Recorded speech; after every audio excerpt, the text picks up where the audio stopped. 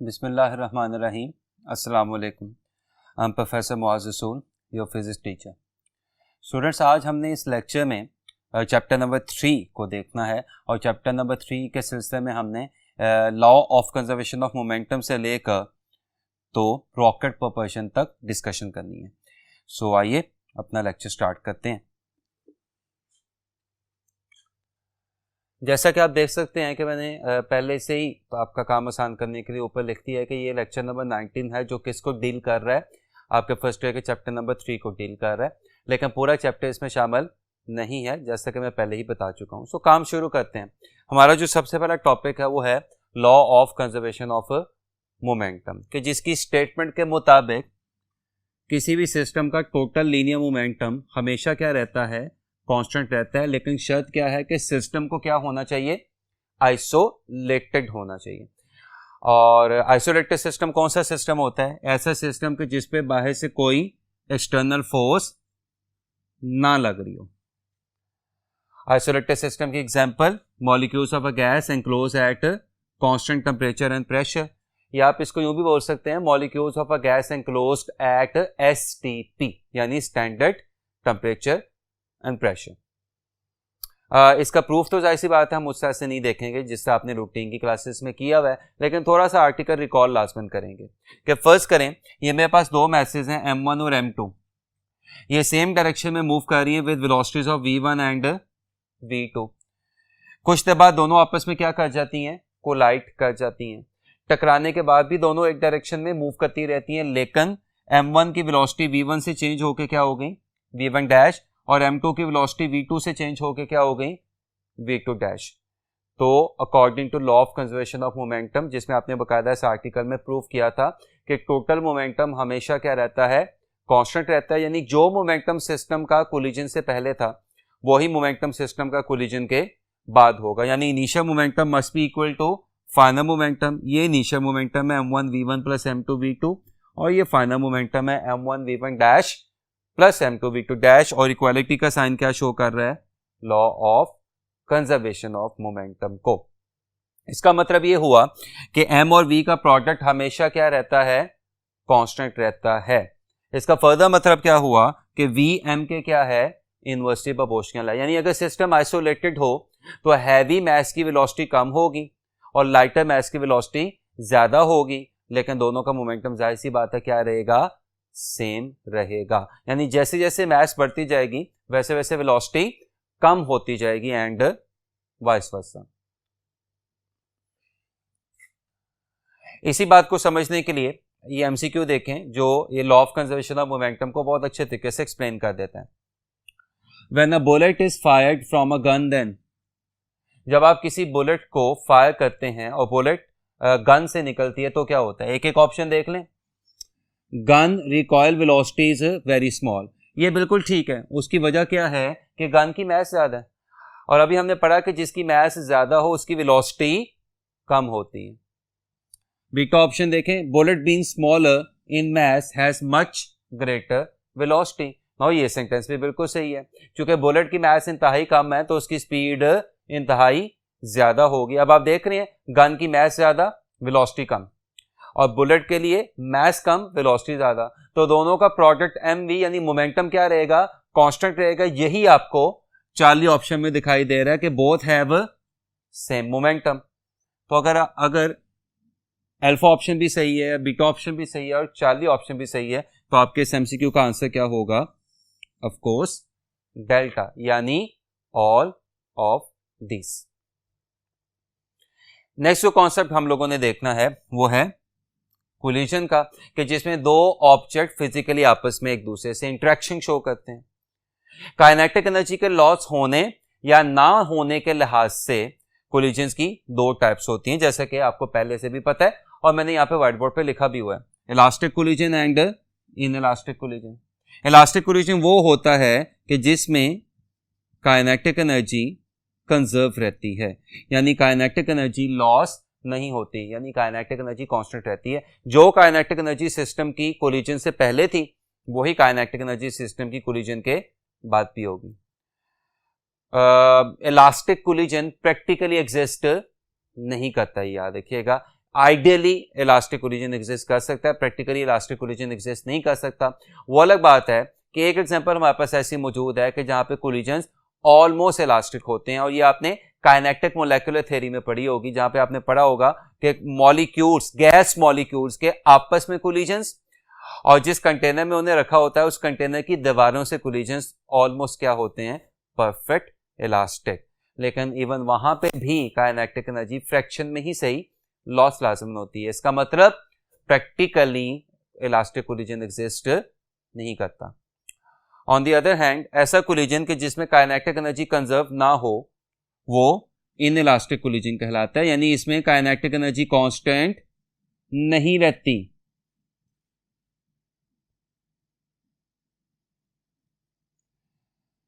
यानी kinetic energy क्या हो जाती है, लॉस हो जाती है। प्रैक्टिकली हर कोलिजन क्या होता है, इन इलास्टिक होता है, जिसमें काइनेटिक एनर्जी लॉस होती ही होती है। अब सवाल ये पैदा होता है कि इलास्टिक कोलिजन में क्या सिर्फ काइनेटिक एनर्जी कंजर्व होती है, और इन इलास्टिक कोलिजन में क्या कोई चीज कंजर्व हो भी सकती है कि नहीं? तो उसके लिए कुछ एमसीक्यूज देखें जो इन कॉन्सेप्ट्स को हमें समझने में मदद देंगे। During elastic collision what is conserved?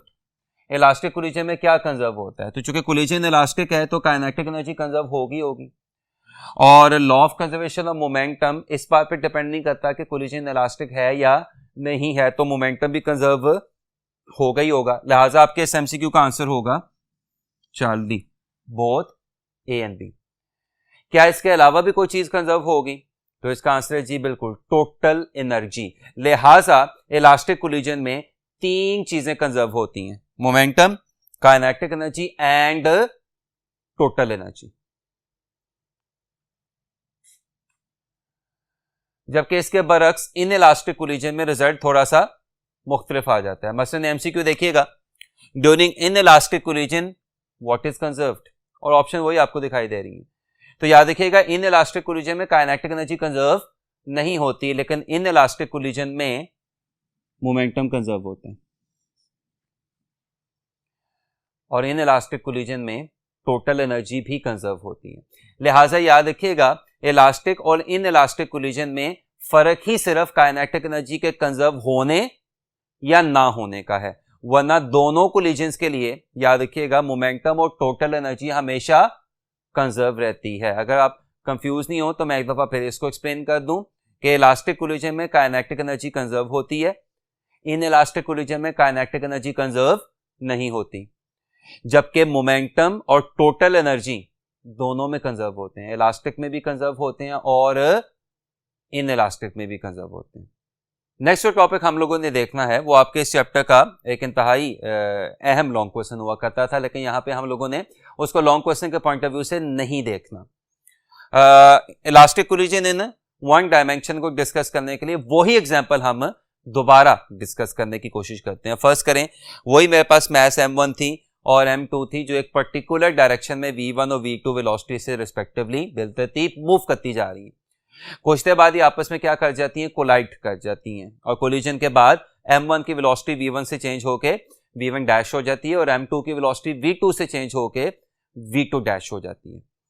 लिहाजा चूंकि ये कोलिजन है तो law of conservation of momentum follow होगा, जिसके मुताबिक M1 V1 plus M2 V2 is got to be equal to M1 V1 dash plus M2 V2 dash. और चूंकि ये कौन सा कोलिजन है, इलास्टिक कोलिजन है, तो इनिशियल काइनेटिक एनर्जी हमेशा फाइनल काइनेटिक एनर्जी के इक्वल होगी, यानी half M1 V1 square plus half M2 V2 square, this is the initial kinetic energy of the system before collision, must be equal to half M1 V1 dash square plus half M2 V2 dash square, and the right hand side represents the final kinetic energy, that is kinetic energy of the system after collision. तो ये equation आपके पास आई law of conservation of momentum से, ये equation आपके पास आई कंजर्वेशन ऑफ काइनेटिक एनर्जी से। अगर मैं इन दोनों इक्वेशंस को आपस में सिमल्टेनियसली क्या करूं, सॉल्व करूं, तो ये मेरे पास रिजल्ट आ जाएगा V1 minus V2 equals V2 dash minus V1 dash, या V1 minus V2 equals minus into V1 dash minus V2 dash. इस इक्वेशन में लेफ्ट हैंड साइड क्या शो कर रही है, लेफ्ट हैंड साइड शो कर रही है relative velocity of M1 with respect to m2 before collision. और इस इक्वेशन में राइट हैंड साइड क्या शो कर रही है, relative velocity of m2 with respect to m1 after collision. और इसी इक्वेशन को जब आप इस तरह से लिखते हैं तो लेफ्ट हैंड साइड क्या शो कर रही है, स्पीड ऑफ अप्रोच, और राइट हैंड साइड क्या शो कर रही है, स्पीड ऑफ सेपरेशन। इसका मतलब इलास्टिक कोलिजन के लिए इररिस्पेक्टिव ऑफ मैसेज, मैसेज क्या है और क्या नहीं है इससे कोई फर्क नहीं पड़ता, मैसेज सेम है या मैसेज सेम नहीं है, speed of approach must be equal to speed of separation. यानी जिस वेलोसिटी से टकराने से पहले दोनों ऑब्जेक्ट्स में फासला कम हो रहा होगा, टकराने के बाद उसी वेलोसिटी से दोनों ऑब्जेक्ट्स में फासला ज्यादा हो रहा होगा। बट याद रखिएगा, this result is applicable for elastic collision only. What if के मेरे पास कोलिजन इन इलास्टिक हो जाए। अब एमसीक्यू का बड़ा अहम रिजल्ट आ गया कि इलास्टिक कोलिजन के लिए speed of approach is equal to speed of separation, but what if we have an inelastic collision. बल्कि मेजॉरिटी या सारे के सारे कोलिजन होते ही क्या इन इलास्टिक है, तो इन इलास्टिक कोलिजन के लिए speed of approach is always greater than speed of separation. चूंकि काइनेटिक एनर्जी लॉस हो जाती है तो स्पीड भी लॉस हो जाती है। इसका मतलब जिस वेलोसिटी से टकराने से पहले दोनों ऑब्जेक्ट में फासला कम हो रहा था, टकराने के बाद उस वेलोसिटी से दोनों ऑब्जेक्ट में फासला ज्यादा नहीं हो रहा होगा, यानी टकराने के बाद काइनेटिक एनर्जी के साथ साथ स्पीड भी लॉस हो जाती है। That is why in elastic collision के लिए speed of approach is always greater than speed of separation.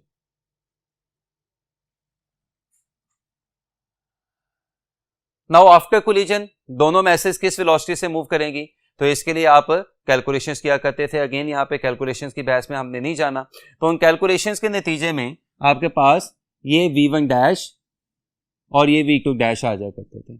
जबकि v1 डैश क्या है, m1 की वेलोसिटी आफ्टर द कोलिजन, और v2 डैश क्या है, m2 की वेलोसिटी आफ्टर द कोलिजन।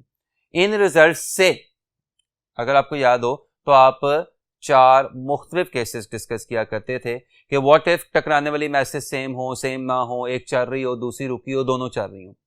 तो इस सिलसिले में जो पहला केस है वो क्या है, केस 1, कि जब दोनों मैसेज एक दूसरे के इक्वल हो, दोनों मैसेज एक एक डायरेक्शन में मूव कर रही हो और दोनों मैसेज एक दूसरे के क्या हो, इक्वल हो, तो फिर क्या रिजल्ट आता था, v1 dash equals v2 and v2 dash equals v1। यानी जो वेलोसिटी टकराने से पहले m1 की थी वो वेलोसिटी टकराने के बाद m2 की हो जाएगी, एंड वाइस वर्सा। यानी दोनों ऑब्जेक्ट्स वेलोसिटीज आपस में इंटरचेंज कर लेंगे अगर दोनों ऑब्जेक्ट्स की मैसेज क्या हैं, सेम हैं। This was your case number 1।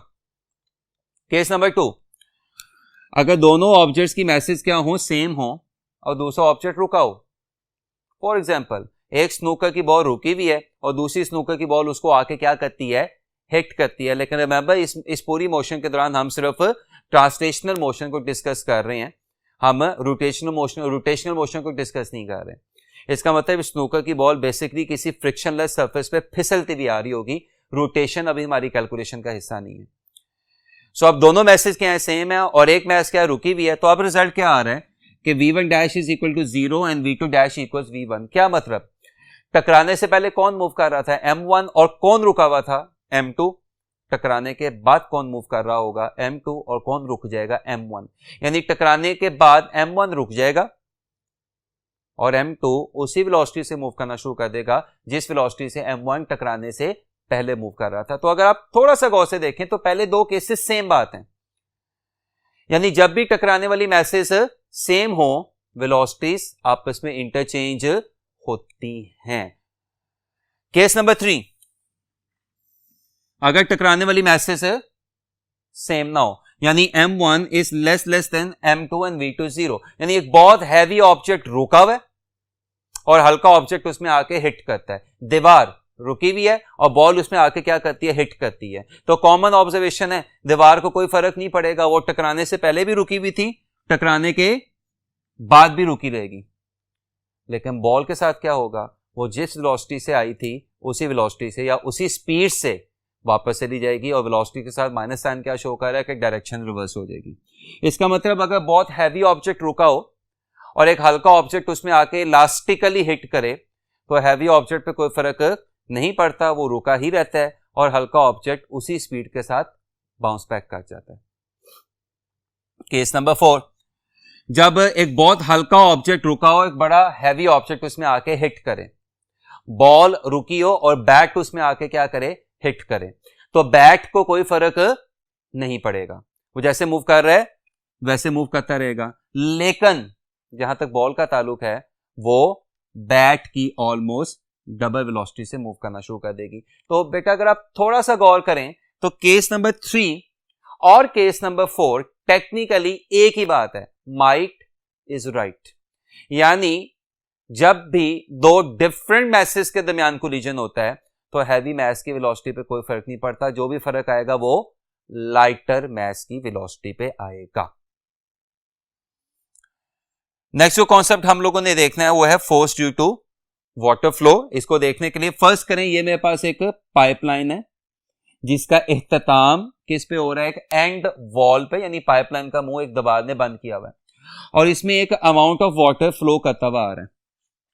ये अमाउंट ऑफ वाटर आके क्या करेगा, दीवार से टकराएगा, एक्शन रिएक्शन की फोर्सेस का तबादला होगा, नतीजतन अगर दीवार पानी पे फोर्स लगा रही है तो रिएक्शन के तौर पे पानी भी दीवार पे उतनी ही बट ऑपोजिट फोर्स लगा रहा होगा। This force is known as force due to water flow, जिसका फॉर्मूला क्या होता है, mv/t।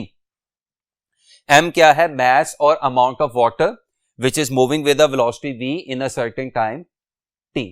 Force due to water flow को देखने के लिए और समझने के लिए हम एक एमसीक्यू देखते हैं जिससे आपको पता चलेगा कि इसमें से किस किस्म के एमसीक्यू आ सकते हैं। If water of 6 kilogram per second flows out of a pipe and strikes the wall normally with a velocity of 10 meter per second and comes to rest, then force on wall is। Formula क्या लगेगा, F equals mv/t या m/t into v।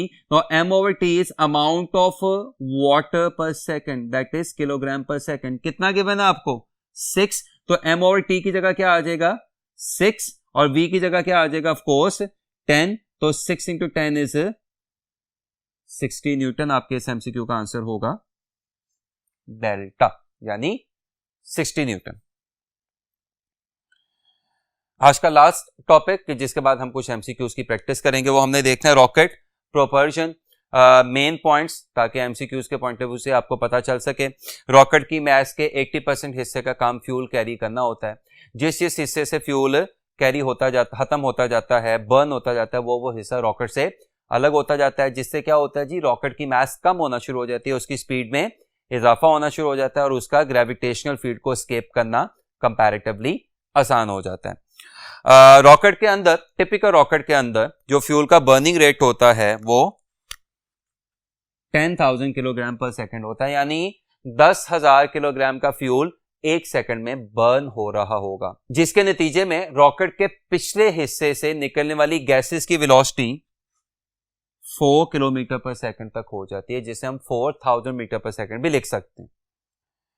अब आप आसानी से अंदाजा लगा सकते हैं कि रॉकेट किस प्रिंसिपल पे काम कर रहा है। Rocket law of conservation of momentum को भी फॉलो कर रहा है और rocket Newton third law of motion को भी आपको फॉलो करता दिखाई दे रहा है। कैसे, रॉकेट के अंदर गैसेस बर्न होके किधर को निकलती है, नीचे की तरफ, तो गैसेस का एक्शन किधर को, नीचे की तरफ, तो रॉकेट पे रिएक्शन किधर को लगेगा, ऊपर की तरफ, न्यूटन थर्ड लॉ।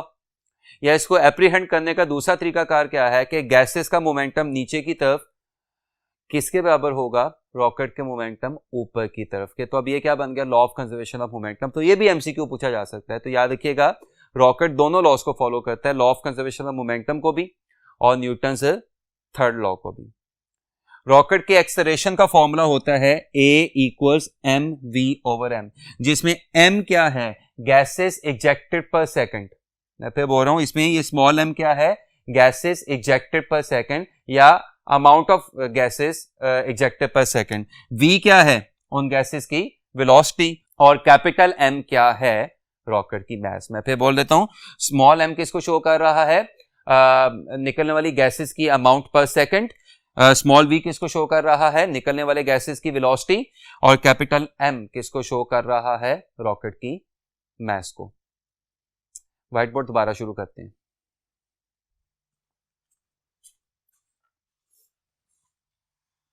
आइए स्टूडेंट्स, अपने कॉन्सेप्ट को अच्छे तरीके से समझने के लिए कुछ एमसीक्यूज देखते हैं, ताकि हमें कॉन्सेप्ट भी अच्छे तरीके से समझ आए और हमें यह भी पता चले कि इन टॉपिक्स में से एमसीक्यूज किस किस्म के बनते होते हैं।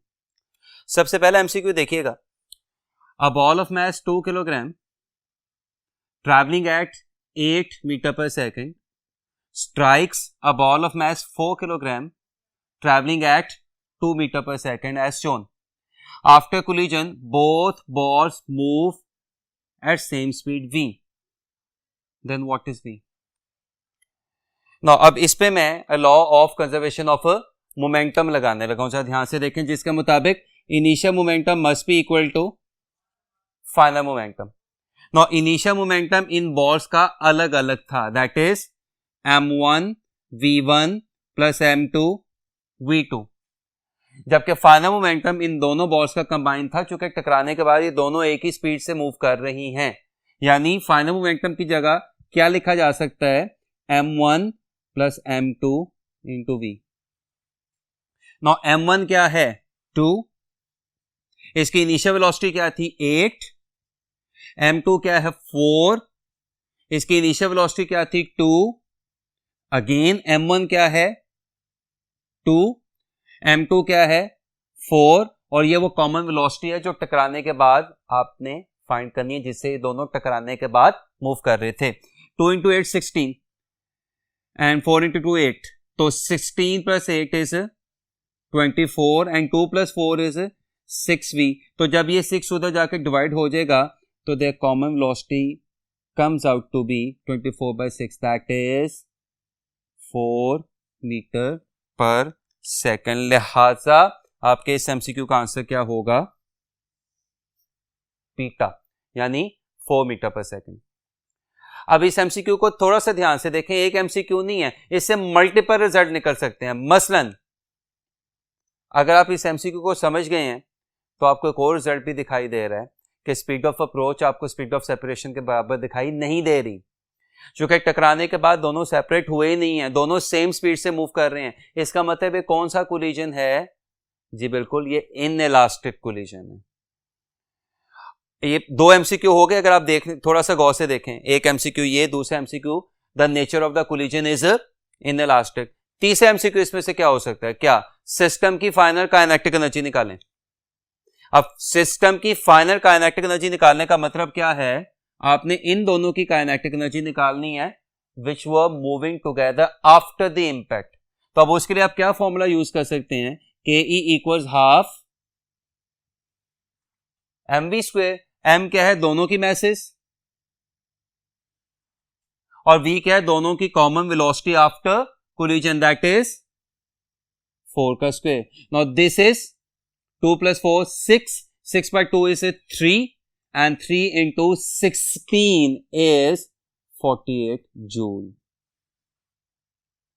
तो आप देख सकते हैं एक एमसीक्यू से हमने 3 एमसीक्यू बना दिए। ओरिजिनल एमसीक्यू के जिसका आंसर क्या था, 4 मीटर पर सेकेंड।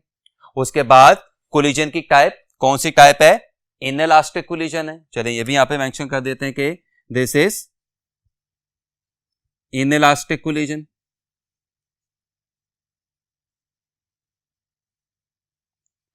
और टकराने के बाद दोनों मैसेज की कॉमन या कंबाइंड काइनेटिक एनर्जी जो कि क्या आ गई, 48 जूल आ गई। नेक्स्ट एमसीक्यू देखिएगा, अ कार एक्स, यानी ये वाली, moves with speed of 6 meter per second in a straight line towards stationary car Y. After the elastic collision the car X moves with 2 meter per second in same direction. What is the speed of a car y? अब जरा थोड़ा सा आप ध्यान से देखें तो शायद सबसे अहम वर्ड कौन सा यहाँ पे, इलास्टिक कोलिजन। उसने मेंशन कर दिया कि कोलिजन क्या है, इलास्टिक है। तो हमने अभी पढ़ा, ज्यादा देर नहीं हुई, कि इलास्टिक कोलिजन के लिए speed of approach is equal to speed of separation. यानी जिस स्पीड से दोनों बॉल्स में फासला कम हो रहा होगा, टकराने के बाद उसी स्पीड से दोनों बॉल्स में फासला ज्यादा हो रहा होगा। अब मैं यहां पे आपको समझाने की खातिर 1 से मुराद ले लेता हूं x और 2 से मुराद ले लेता हूं y। तो ये क्या बन जाएगा, vx minus v y is equal to v y dash minus v x dash. No vx क्या है, x कार की टकराने से पहले की यानी इनिशियल वेलोसिटी जो कि कितनी थी 6। vy क्या है, y कार की टकराने से पहले वेलोसिटी, लेकिन टकराने से पहले y कार अगर आपको याद हो तो स्टेशनरी थी। इसका मतलब vy की जगह क्या आ जाएगा 0। नो vy डैश क्या है, कार y की टकराने के बाद की वेलोसिटी जो आपने क्या करनी है, फाइंड करनी है। What is the speed of car y। इसका मतलब मैं vy डैश की जगह क्वेश्चन मार्क लिख देता हूं। और vx डैश क्या था, कार x की टकराने के बाद की वेलोसिटी। कार x की टकराने के बाद की वेलोसिटी कितनी थी 2। तो vx डैश की जगह क्या आ जाएगा 2। ये 2 इधर माइनस हो रहा है, इधर आके क्या हो जाएगा प्लस हो जाएगा। तो unknown velocity of car y कि जिसको हमने क्वेश्चन मार्क का नाम दिया हुआ है after the collision comes out to be 8 metre per second. यानी आपके इस एमसीक्यू का आंसर क्या होगा 40। नेक्स्ट एमसीक्यू देखिएगा। A bomb of mass 9 kilogram explodes into 2 pieces of mass 3 kilogram and 6 kilogram. The velocity of 3 kilogram piece is 16 meter per second. The kinetic energy of 6 kilogram piece is. अब जरा ध्यान से यहां पे देखिएगा। सबसे पहले मैं यहां पे लगाऊंगा law of conservation of momentum, जिसके मुताबिक initial momentum must be equal to final momentum. Initial momentum was that of bomb which was in a state of rest, explode कर रहा है। यानी इसको मैं यूं भी आपको समझा सकता हूं कि 3 किलोग्राम और 6 किलोग्राम के पीसेस पहले आपस में जुड़े हुए थे, तो उनका एक दूसरे के लिहाज से कोई मोमेंटम नहीं था। यानी initial momentum of the ball और द बॉम्ब शुड आई से इज 0। नाउ फाइनल मोमेंटम में क्या आ जाएगा, दोनों पीसेस का मोमेंटम, यानी पीस 3 का मोमेंटम, पीस 3 से मतलब वो पीस के जिसकी मास 3 किलोग्राम है, और पीस 6 का momentum, and of course piece 6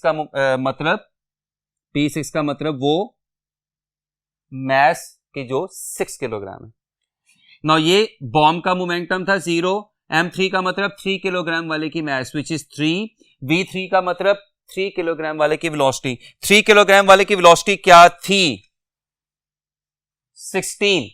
तो 3 किलोग्राम वाले की जगह क्या आ जाएगा, v3 की जगह क्या आ जाएगा 16। m6 का मतलब 6 किलोग्राम वाले की मास विच इज 6, और v6 का मतलब 6 किलोग्राम वाले की वेलोसिटी वी डोंट नो, तो मैं इसको v6 ही कह देता हूं।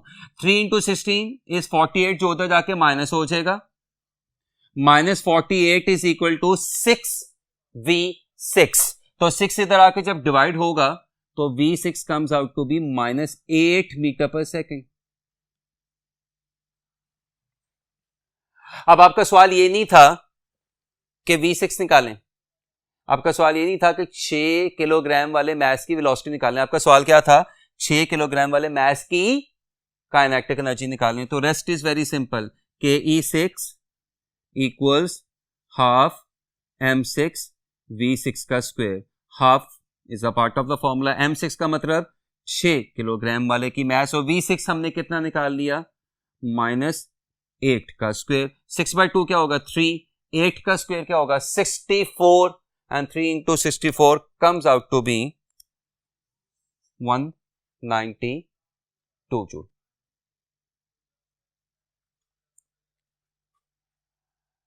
नेक्स्ट एमसीक्यू देखिएगा, ये भी बहुत फ्रीक्वेंटली पूछा गया हुआ है। Momentum of an object is numerically equal to its kinetic energy, speed of object is. अब ऐसे किसी भी सवाल में कंफ्यूज होने की बजाय करते क्या है कि जो उसने आपको कहा है वो लिख के उसे देखने की कोशिश करते हैं कि शायद इससे आगे हमें कुछ समझ आए क्या करना है। मसलन उसने क्या कहा है, उसने ये कहा है कि एक ऑब्जेक्ट की काइनेटिक एनर्जी उसके मोमेंटम के न्यूमेरिकली इक्वल है। अब जो वो कह रहा है वो करके देख लेते हैं। यानी मैं किसी भी ऑब्जेक्ट के लिए काइनेटिक एनर्जी और मोमेंटम को न्यूमेरिकली इक्वेट कर देता हूं। अब अगर हमें कुछ भी समझ नहीं आ रहा है ना कि हमने इस एमसीक्यू में क्या करना है, तो अगला ऑब्वियस स्टेप क्या हो सकता है कि चलें जरा इनकी जगह फॉर्मूला लिख के देखते हैं, शायद कोई शक्ल निकल आए। तो आपको पता है काइनेटिक एनर्जी का फॉर्मूला क्या होता है, हाफ mv स्क्वायर, और मोमेंटम का फॉर्मूला क्या होता है, mv। एक m और एक m कैंसिल हो जाएगा, एक v और एक v कैंसिल हो जाएगा, तो ये m इस m से कैंसिल, इस v स्क्वायर की जगह क्या आ गया v, और इधर क्या आ गया 1, तो 2 अगर उधर चला जाए तो आपके इस एमसीक्यू का आंसर होगा 2 मीटर पर सेकेंड, यानी बीटा। नेक्स्ट एमसीक्यू देखिएगा। Two objects having masses in ratio 2:1 and have kinetic energy in ratio of 1:2, what will be the ratio of their momentum? अब ये एमसीक्यू उस वक्त तक सॉल्व नहीं हो सकता जब तक आपको काइनेटिक एनर्जी और मोमेंटम में रिलेशनशिप ना आता हो। उसके लिए प्लीज इधर देखिएगा, काइनेटिक एनर्जी किसके बराबर होती है, half mv square, mv square over 2। अगर मैं मैथ से मल्टीप्लाई करूं और मैथ से डिवाइड करूं तो ये क्या बन जाएगा, m square v square over 2m, और m स्क्वायर v स्क्वायर क्या होता है, p स्क्वायर ओवर 2m। इसका मतलब क्या हुआ कि काइनेटिक एनर्जी का फॉर्मूला क्या लिखा जा सकता है, p square over 2m, where p is the momentum of the object having the mass of m moving with the kinetic energy ke। यहां से अगर मैं मोमेंटम p की वैल्यू निकालूं तो 2m उधर आके क्या हो जाएगा, मल्टीप्लाई हो जाएगा, तो p किसके बराबर आ जाएगा, 2m काइनेटिक एनर्जी का square root. MCQs within MCQs. ये भी पूछा जा सकता है कि बताएं kinetic energy in terms of momentum क्या होगी, और ये भी पूछा जा सकता है बताएं momentum in terms of kinetic energy क्या होगा। अच्छा जरा ध्यान से सुने, अगर मोमेंटम कांस्टेंट है तो मास डबल होने का मतलब काइनेटिक एनर्जी हाफ होना, अगर मोमेंटम कांस्टेंट है तो मास हाफ होने का मतलब काइनेटिक एनर्जी डबल होना। ये सारे एमसीक्यूज हैं। अगर मास कांस्टेंट है तो मोमेंटम डबल होने का मतलब काइनेटिक एनर्जी क्वाड्रुपल्ड होना, यानी 4 गुना ज्यादा हो जाना। अब जरा इधर है, अगर मास कांस्टेंट है तो काइनेटिक एनर्जी 4 गुना होने का मतलब मोमेंटम दुगना हो जाना, ट्वाइस हो जाना, एंड सो। आप अपने पास से बहुत सारे एमसीक्यू बना सकते हैं। Now let's focus on this particular MCQ. Two objects have masses in ratio of 2:1, तो ये masses की रेशियो होगी, and have kinetic energy in ratio of 1:2, kinetic energies की रेशियो होगी। What will be the ratio of their momentum. Now momentum अगर मैं 2 को ignore कर दूं तो मोमेंटम मास के डायरेक्टली प्रोपोर्शनल है और काइनेटिक एनर्जी के भी डायरेक्टली प्रोपोर्शनल है स्क्वायर रूट के अंदर, यानी P is directly proportional to square root mke। यहां से अगर मैं रेशियो निकालूं तो रेशियो क्या निकलेगी, P1 over P2 equal square root M1 over M2 Ke1 over Ke2। ना ये M1 ओवर M2 क्या है, मैसेज की रेशियो कितनी थी, 2:1, और ये Ke1 ओवर Ke2 क्या है, काइनेटिक एनर्जीज की रेशियो कितनी थी, 1:2। 2 और 2 आपस में क्या हो जाएगा, कैंसिल। आपके इस एमसीक्यू का आंसर क्या आएगा, 1:1, यानी 40। नेक्स्ट एमसीक्यू देखिएगा, if bodies of masses m1 and m2 have equal momentum then the ratio of their kinetic energy is। जरा ध्यान से देखें, kinetic energy is equal to P square over 2m। P constant है तो इसका मतलब क्या हुआ, kinetic energy is inversely proportional to m।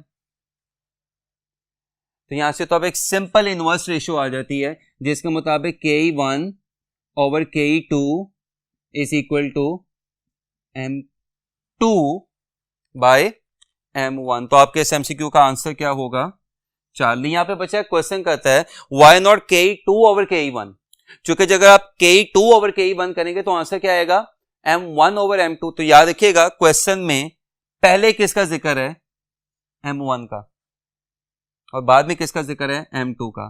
तो रेशियो निकालते हुए ऊपर पहले काइनेटिक एनर्जी किसकी आएगी, 1 की, और बाद में काइनेटिक एनर्जी किसकी आएगी, 2 की। इट मींस KE1/KE2 ही निकाला जाएगा, जो कि इसके बराबर होगा M2/M1 के। यानी आपके इस MCQ का आंसर क्या होगा, 40।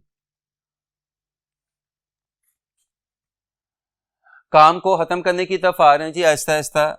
नेक्स्ट MCQ देखिएगा। A bullet is shot from a rifle, as a result the rifle recoils. ऐसी बात है, जब आप किसी राइफल या गन या पिस्टल की मदद से बुलेट को फायर करते हैं तो बुलेट आगे को जाती है और गन पे या राइफल पे या पिस्टल पे एक पीछे को रिएक्शन, झटका या रिकॉइल लगता है। ये उसी की तरफ इशारा है। Kinetic energy of rifle as compare to that of bullet is. Now kinetic energy का फॉर्मूला क्या होता है, हाफ mv स्क्वायर। अब जरा ध्यान से सुनिएगा, इसमें कोई शक नहीं है कि काइनेटिक एनर्जी मैस और वेलोसिटी दोनों पे डिपेंड कर रही है, बट काइनेटिक एनर्जी वेलोसिटी पे ज्यादा डिपेंड करती है। क्यों? काइनेटिक एनर्जी मैस के डायरेक्टली प्रोपोर्शनल है, लेकिन इधर काइनेटिक एनर्जी वेलोसिटी के स्क्वायर के डायरेक्टली प्रोपोर्शनल है। I repeat, kinetic energy mass से ज्यादा वेलोसिटी पे डिपेंड करती है। इसमें कोई शक नहीं है कि mass of rifle is greater than mass of bullet, but जब हम वेलोसिटी की बात करेंगे तो velocity of rifle is less than velocity of bullet. यानी मैस में कौन ज्यादा हैवी है जी, राइफल, और वेलोसिटी में कौन ज्यादा तेज है, बुलेट। और अभी मैंने आपको क्या बताया, काइनेटिक एनर्जी मैस से ज्यादा किस पे डिपेंड करती है, वेलोसिटी पे। इसका मतलब v स्क्वायर का फैक्टर राइफल के लिए कम होगा और बुलेट के लिए ज्यादा होगा। यानी मैस राइफल की ज्यादा, वेलोसिटी बुलेट की ज्यादा, और जब मैं स्क्वायर लूंगा तो वेलोसिटी का जो फैक्टर है वो डोमिनेंट हो जाएगा। Hence kinetic energy of rifle is less than the kinetic energy of bullet.